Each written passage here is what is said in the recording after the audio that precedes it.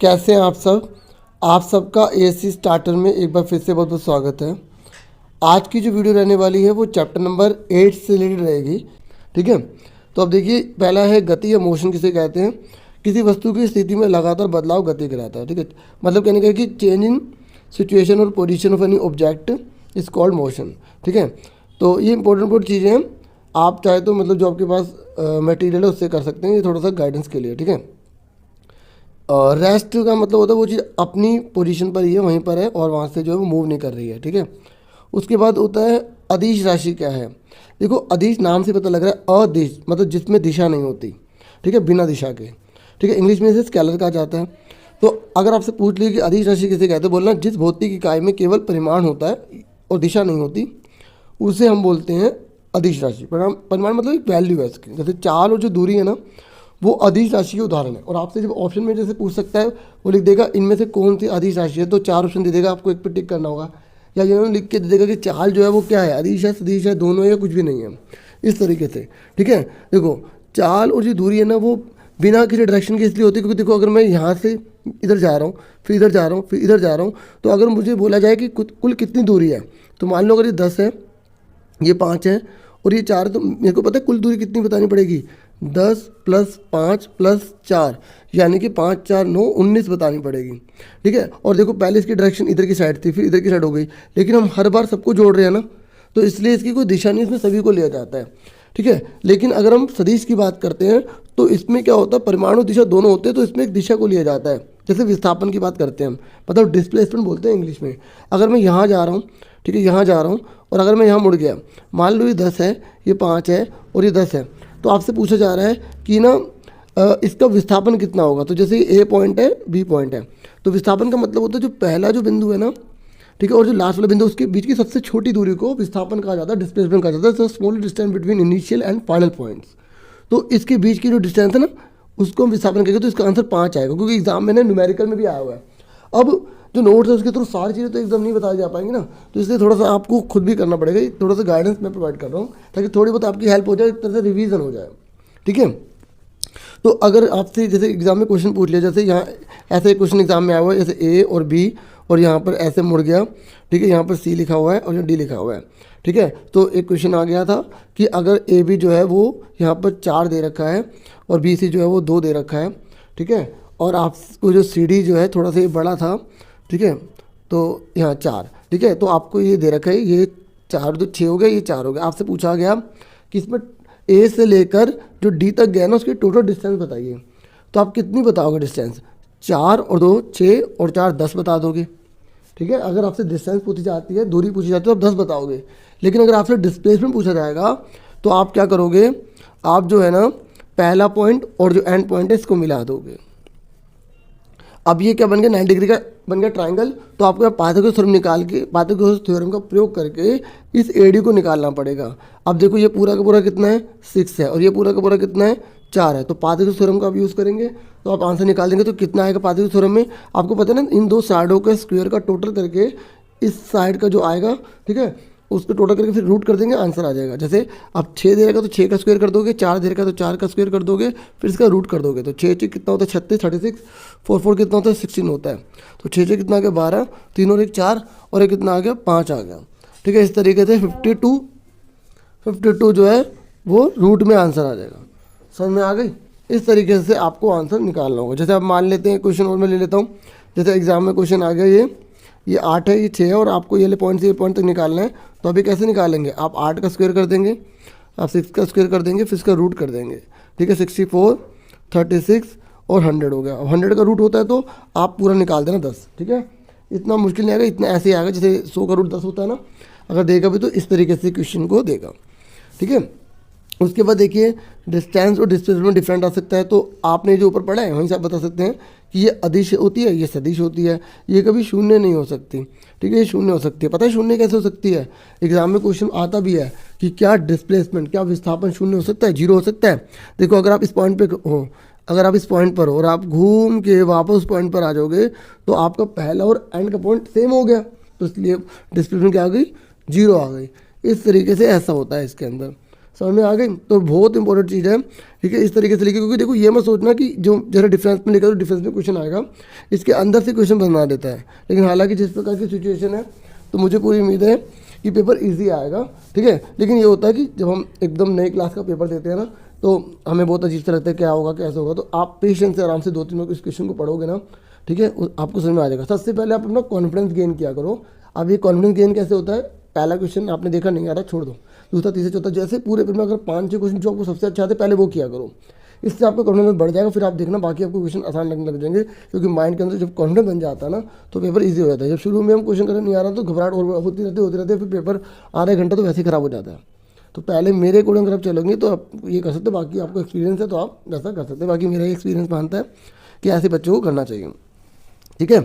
तो इस तरीके से अंतर ये दे रखा है, ठीक है। दूरी विस्थापन से अधिक हो सकती है, ठीक है, देखो अधिक हो सकती है ना, जबकि विस्थापन दूरी से अधिक नहीं हो सकता, ठीक है। वास्तविक पथ और अंतिम पथ के बीच की दूरी है, ठीक है, वास्तविक पथ और अंतिम बीच की सबसे छोटी दूरी होती है, ठीक है। जो दूरी होती है ना, जैसे अगर आप यहाँ जा रहे हो तो इसको भी लोगे, इसको भी लोगे, इसको भी लोगे, ठीक है। और जबकि विस्थापन की बात की जाए तो जो वास्तव का बिंदु और जो अंत का बिंदु के बीच की दूरी को, सबसे छोटी दूरी को विस्थापन कहते हैं, ठीक है। तो ये मैंने आपको समझाया अच्छे से, उम्मीद कर रहा हूँ आगे होगा। अब फटाफट आगे बढ़ जाते हैं। अब देखो ये एग्जाम में इस पे क्वेश्चन तो पक्का आने ही आना है। जब आपको ये ग्राफ बना हुआ देगा, आपको बताना होगा कि इसका नेम क्या है, या आपको ये दे देगा तो आपको बनाना होगा चित्र, दोनों में से कुछ भी दे सकता है, या ऐसे मैचिंग में दे सकता है, ठीक है। इस बार मैचिंग में आने के ज़्यादा चांस है, ठीक है। अब देखो ये ध्यान रखना कि यहाँ लिखा क्या है, यहाँ समय लिखा है या दूरी लिखा है, ठीक है। और अब आप कहोगे सर यहाँ पर ये लाइन डली हुई है, ठीक है, तो देखो बिल्कुल अगर ये 40 डिग्री की लाइन बनी हुई है ना, 45 डिग्री की, तो हम इसको बोलेंगे एक समान गति है, ठीक है, क्या है, यूनिफॉर्म मोशन है। और आप बोलोगे सर यहाँ पर कोई लाइन नहीं बनी हुई, तो इसका मतलब है कि गाड़ी रुकी हुई है, विराम अवस्था में है। और अगर यहाँ पर ऐसे लाइन डली हुई है ना, तब भी ये विराम अवस्था में है, ठीक है। सुनो मेरी बात। उसके बाद ये देखो, ये है ना थोड़ा कर्व की तरह हो गया, तो इसे बोलेंगे असमान स्थिति है या असमान गति है, ठीक है। उसके बाद एक समान गति कहते कैसे, ये लिख दिया। यूनिफॉर्म मोशन कहते कैसे हैं, अच्छा मैं इसको इंग्लिश में बोल देता हूँ एक बार। अच्छा लिखा हुआ मैंने, यूनिफॉर्म मोशन है एट रेस्ट है, ठीक है। तो यूनिफॉर्म मोशन होता है when equal distance is covered in equal time, ठीक है। जब समान दूरी समान समय में तय की जाती है उसे हम बोलते हैं एक समान गति, ठीक है। When unequal distance is covered in equal time is called non uniform motion, ठीक है। जब असमान दूरी समान समय में तय की जाती है तो उसे नॉन यूनिफॉर्म कहेंगे। मतलब कहने का ये है कि जैसे आप यहाँ पर जा रहे हैं, ठीक है, आप इतनी दूरी करते हैं, फिर इतनी दूरी कवर करते हैं, इतनी दूरी कवर करते हैं, इतनी दूरी कवर करते हैं, हर बार आपको 5 सेकंड 5 सेकंड 5 सेकंड लग रहे हैं, ठीक है। और ये 4 मीटर 4 मीटर 4 मीटर 4 मीटर है, तो हर बार आपको 5 सेकंड 5 सेकंड 5 सेकंड लग रहे हैं। तो इसका मतलब ये है कि आप यूनिफॉर्म मोशन में हैं, ठीक है। और अगर आप क्या कर रहे हैं, आप जो है, ठीक है, असमान दूरी समान, जैसे 4 सेकंड में आप पहले यहाँ पहुँच जाते हैं, फिर एकदम यहाँ पहुँच जाते हैं, फिर यहाँ पहुँच जाते हैं, तो इसमें क्या टाइम को 4 सेकंड लग रहा है, लेकिन आप दूरी कभी 4 मीटर करते हो, कभी 10 मीटर कर देते हो, कभी 12 मीटर कर देते हो, तो उसको बोलते हैं असमान, ठीक है। तो इसका फिगर ऐसे बनती है। ध्यान रखना मैंने यहाँ पर दूरी दूरी दूरी लिखा हुआ, मतलब डिस्टेंस लिखा हुआ है, और डिस्टेंस को एस से भी डिनोट करते हैं और डी से भी डिनोट करते हैं। तो कहीं एस लिखा आ गया, डी लिखा आ गया, कन्फ्यूज़ मत होना, ठीक है। आगे देखो, उसके बाद ये है वेग समय ग्राफ। तो वेग को वेलोसिटी बोला जाता है, ठीक है, तो ये वेलोसिटी बोला जाता है। तो ये यूनिफॉर्म मोशन है, ठीक है। देखो अब ये लाइन पैरेलल है ना, एक्सेस के एग्जाम में घुमा के पूछता है कि अगर कोई जो गाड़ी जा रही है वो एक्स एक्सिस के पैरेलल है, एक्स एक्सिस बोलते हैं ना इसको, एक्स अक्ष बोलते हैं, या एक्सिस के पैरेलल है, पैरेलल मतलब समांतर है। और अगर कोई एक्सिस के पैरेलल है और वेग समय ग्राफ है तो वो क्या दिखाएगा, आप बोलोगे यूनिफॉर्म मोशन दिखाएगा। अब आप यहाँ पे ध्यान से देखो, यहाँ पर समय और दूरी थी ना, तो यहाँ पर जब सीधी लाइन थी तो वो गाड़ी रुकी हुई है, लेकिन अगर यहाँ पर वेग लिखा आ गया और ये लाइन पैरेलल आ गई तो वो समान मोशन है, यूनिफॉर्म मोशन है। इसका मतलब है कि एक ही स्पीड से गाड़ी चली जा रही है। और इस यहाँ पर देखो, यहाँ पर ये दूरी लिखा है ना, ये दूरी लिखा है, इसका मतलब है कि समय बीतता जा रहा है, दूरी उतनी है, सीधी है। तो ये याद रखना कि अगर ये लाइन है, दूरी समय लिखा है तो विरामावस्था में है। एग्जाम में घुमा के बोलेगा कि एक्स अक्ष के समांतर है, ठीक है, लेकिन दूरी समय ग्राफ में, तो बोलेगी वो गाड़ी रुकी हुई है। लेकिन अगर एक्स इसके पैरेलल है लेकिन वो वेग समय ग्राफ है तो यूनिफॉर्म मोशन है, ठीक है। इस तरीके से आपको ध्यान रखना है। और अगर ऐसी सिचुएशन बन जाती है, देखो यहाँ वेग और समय लिखा है ना, और जब ये लाइन ऐसे बढ़ रही है तो हम इसको बोलेंगे यूनिफॉर्म एक्सेलरेशन बोलेंगे। क्या बोलेंगे, यूनिफॉर्म एक्सेलरेशन बोलेंगे। और यहाँ पर देखो जब ये ऐसे बना हुआ था तो इसको यूनिफॉर्म मोशन कह रहे थे, ठीक है। तो यूनिफॉर्म मोशन की 2 पिक्चर हो गई, एक तो ये वाली हो गई जब दूरी समय ग्राफ लिखा है, दूसरी हो गई ये वाली जब वेग समय ग्राफ होता है, और जब ऐसे होता है तो उससे हम बोलेंगे यूनिफॉर्म एक्सेलरेशन। ठीक है, इसका मतलब होता है कि एक्सेलरेशन का मतलब चेंज इन वेलोसिटी, मतलब वेग में परिवर्तन की दर को त्वरण कहते हैं। ठीक है, change in velocity is called acceleration simple language में। ठीक है, और ये डिकलरेशन है। देखो एग्जाम में पूछ लेता है कि जो अगर त्वरण माइनस में है, इसको बोलते हैं ऋणात्मक। अगर त्वरण माइनस में नेगेटिव में है तो उसका दूसरा नाम क्या होता है, तो आप बोलोगे उसका नाम मंदन गति होता है। ठीक है, डिकलरेशन होता है। क्या होता है? डिकलरेशन होता है। ठीक है, नेगेटिव एक्सेलरेशन को डिकलरेशन कहते हैं, याद रखना, ये मैंने यहाँ लिख दिया है। ठीक है, और देखो ये एग्जाम में ना ऐसी पिक्चर भी बनी आ जाती है, तो वो बोलेगा कि जैसे मैंने यहाँ नाम नहीं लिखा ना, लिख देगा ABCD, तो बोलेगा AB क्या दिखाता है, तो आप बोलोगे यूनिफॉर्म एक्सेलरेशन को दिखाता है, क्योंकि आपको यहाँ पे देखना लिखा क्या है। यहाँ पे वेग लिखा है, टाइम समय लिखा है, वेलोसिटी लिखी है और टाइम लिखा है, और ये क्या दिखाता है लाइन को, ये क्या दिखाता है, यूनिफॉर्म मोशन को दिखाता है, समान गति को दिखाता है, और फिर ये क्या दिखाता है, फिर ये यूनिफॉर्म एक्सेलरेशन को दिखाता है।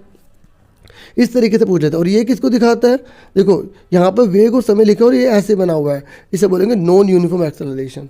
ठीक है, देखो जब इसमें देखो ध्यान से, ये देखो यहाँ दूरी समय लिखा था ना, और जब ऐसे बना तो इसे असमान स्थिति या गति कहते हैं, नॉन यूनिफॉर्म मोशन कहते हैं, नॉन यूनिफॉर्म मोशन कहते हैं। ठीक है, और जब ऐसे बना हुआ आया था, ठीक है, तो जब ऐसे बना आया था तो इसे बोलेंगे नॉन यूनिफॉर्म एक्सेलरेशन। इसका मतलब समझ गए ना बच्चों, इसका मतलब ये है कि हमें इन दोनों को ध्यान में रख के फिर पता लगाना पड़ता है। ये मैंने इस पर इसलिए ज़्यादा टाइम दिया क्योंकि ये सबसे इंपॉर्टेंट है। ठीक है, उसके बाद देखो स्पीड और वेलोसिटी में क्या डिफरेंट है, वही सेम अदिश राशि सदिश राशि, इसका फॉर्मूला लिख दो, इसका फॉर्मूला लिख दो। ठीक है, तो चाल का फॉर्मूला मतलब स्पीड का फॉर्मूला होता है डिस्टेंस अपॉन में टाइम, वेलोसिटी का मतलब होता है टोटल डिस्प्लेसमेंट अपॉन में टाइम। ठीक है, नीचे टोटल टाइम भी लिख सकते हैं। देखो ये क्वेश्चन बहुत इंपॉर्टेंट है, क्योंकि कुछ स्टूडेंट ने कहा था कि सर 8 चैप्टर के क्वेश्चन वो बता दो। ठीक है, क्योंकि टाइम बहुत कम था तो इसलिए मैंने पहले जो भी डाले वो सिर्फ मतलब ऐसे ही डाल दिए, समझा नहीं, तो इसमें थोड़ा सा संडे था तो थोड़ा टाइम मिल गया। ठीक है, तो इस क्वेश्चन में है कि 72 किलोमीटर पर आवर को मीटर पर सेकंड में बदलना है। ये क्वेश्चन ऐसा आते ही आता है।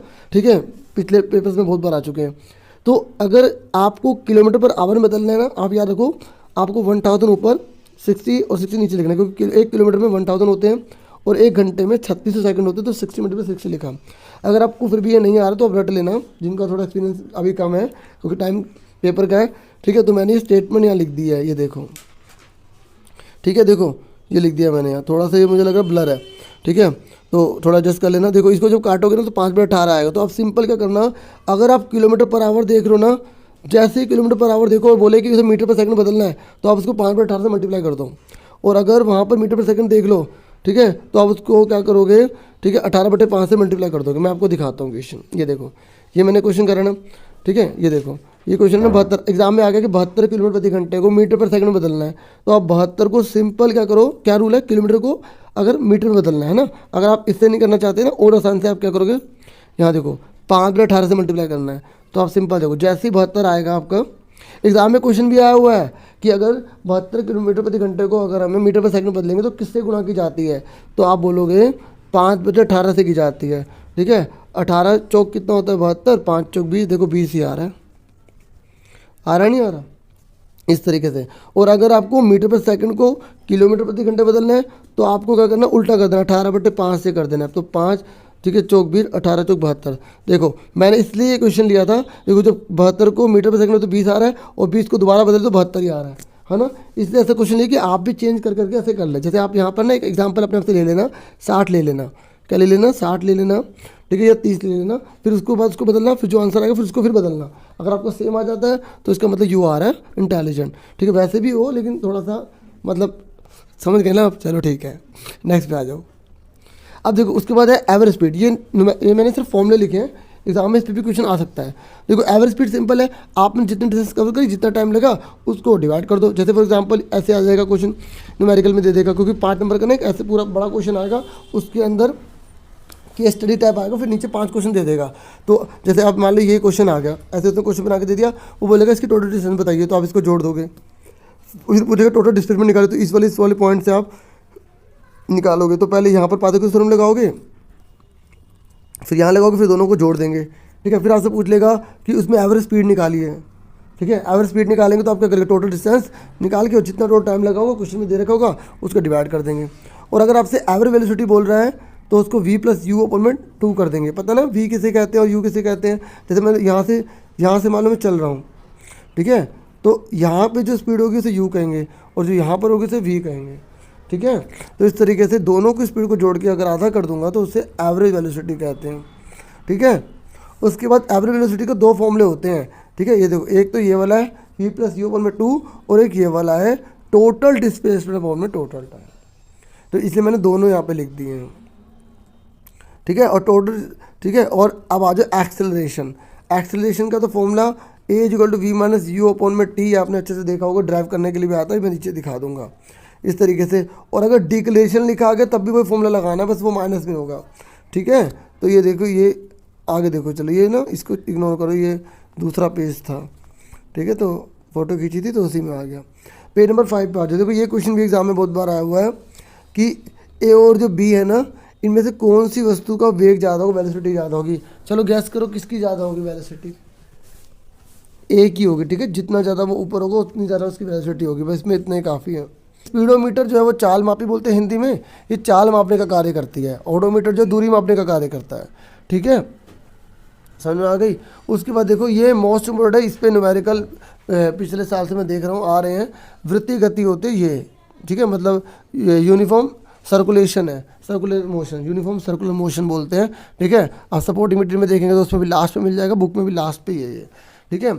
तो इंग्लिश मीडियम वाली उसी से कर लेना, बाकी एक बार समझा रहे थे। इसमें कह रहा है कि इफ़ अगर हम यदि कोई वस्तु वृत्तीय पथ में एक समान गति से विचरण करती है तो ऐसी स्थिति एक समान गति कहलाती है। मैं एक बार इंग्लिश में भी बोल देता हूँ, इंग्लिश में लिखना चाहे तो लिख सकते हैं, if a body is moving in a circular path with uniform speed then it is said to be executing uniform circular motion.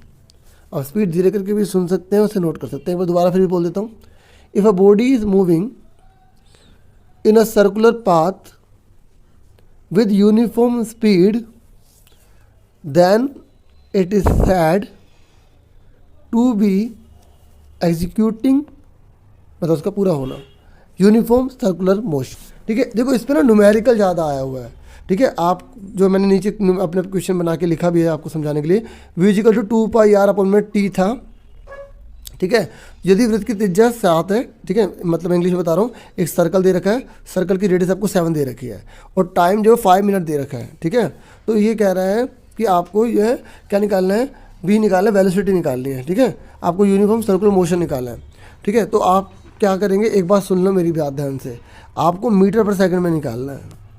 और इसमें जो है मैंने जानबूझ के ऐसा लिया है, यहाँ सेंटीमीटर में दे रखा है या मिनट में दे रखा है, तो आप इस सेंटीमीटर को पहले मीटर में बदलो, तो आप 7/100 कर देंगे, ठीक है। और मिनट, 1 मिनट में कितने सेकंड होते हैं, 60 होते हैं, तो 60 से मल्टीप्लाई कर देंगे। तो ये मैंने मेंशन कर दिया था क्योंकि मुझे लग रहा था केवल मैं ये इस तरह नोट्स ही डालूंगा, समझाऊंगा नहीं, तो इसे मैंने लिख दिया था। लेकिन मुझे थोड़ा, आप जानते हैं कि थोड़ा टाइम मिल गया तो मैंने कहा चलो समझा देते हैं। तो इस तरीके से v निकालने का फॉर्मूला क्या होता है, 2 पाई r अपन में टाइम होता है, ये देख लें। फिर इसमें सीधा वैल्यू पुट करना, सोल्व करना तुम्हारा काम है, ठीक है। तो मैंने थोड़ा सा सोल्व कर दिया है और उसके बाद आप इनकी मल्टीप्लाई करके डिवाइड कर देंगे, पॉइंट में आ जाएगा, ठीक है। समझ में आ गया। क्वेश्चन इतना मुश्किल है, बहुत ईजी अमाउंट आ गया, आराम से कट कर लेंगे, कैंसिल कर लेंगे। ये मोस्ट इम्पोर्टेंट अगला कि ऐसे यूनिट्स कौन कौन सी होती हैं, ठीक है। ये एग्जाम में ऑप्शन में टिक करने को ज़्यादा आता है, ठीक है। इसको बोलते हैं वेलोसिटी, ठीक है। मैं अब इंग्लिश में भी बोलता रहूँगा, ठीक है। ये है वेलोसिटी। वेलोसिटी कैसे यूनिट क्या होती है, मीटर पर सेकेंड होती है, ठीक है। ये है स्पीड, ठीक है। स्पीड की क्या होती है, मीटर पर सेकेंड होती है। यह है डिस्टेंस, ठीक है। और इसकी क्या होती है, मीटर होती है। यह है डिस्प्लेसमेंट, ठीक है। डिस्प्लेसमेंट की क्या होती है, मीटर होती है, ठीक है। एक बार दोबारा लिख देता हूँ, डिस्प्लेसमेंट, ठीक है। उसके बाद ये एक्सेलरेशन, अगर डिक्लेरेशन आ गया तब भी वही है, ठीक है, ठीक है।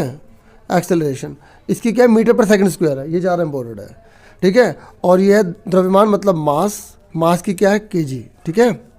और साथ का लिख देना, कोई दिक्कत नहीं। अंतिम वेग, प्रारंभिक वेग मतलब फाइनल वेलोसिटी, फाइनल वेलोसिटी, ठीक है। और इनिशियल वेलोसिटी दोनों की सेम है, मतलब वेलोसिटी लिखा आ गया ना तो हमेशा मीटर पर सेकंड लिखना। और ऐसी एनर्जी वाली जो होती है ना, मैं पहले ये लिख देता हूँ, इनिशियल वेलोसिटी तो वही हो गया, ठीक है। देखो एनर्जी कोई भी आ जाए ना, मैंने इसमें एनर्जी की लिखी नहीं है, एनर्जी मतलब ऊर्जा, ठीक है, एनर्जी, कोई भी एनर्जी आ जाए, जैसे kinetic energy, potential energy, mechanical energy, ठीक है, लाइट एनर्जी, जितनी भी है इन सबकी जूल होती है, ठीक है, समझ में आ गई, JULE, ठीक है। और जो वर्क है ना, वर्क की भी क्या होती है, जूल होती है। वैसे 11 चैप्टर में है तो मैंने थोड़ा बहुत इसे बता दिया, और टाइम की तो सबको पता है सेकंड होती है, ठीक है, सेकंड।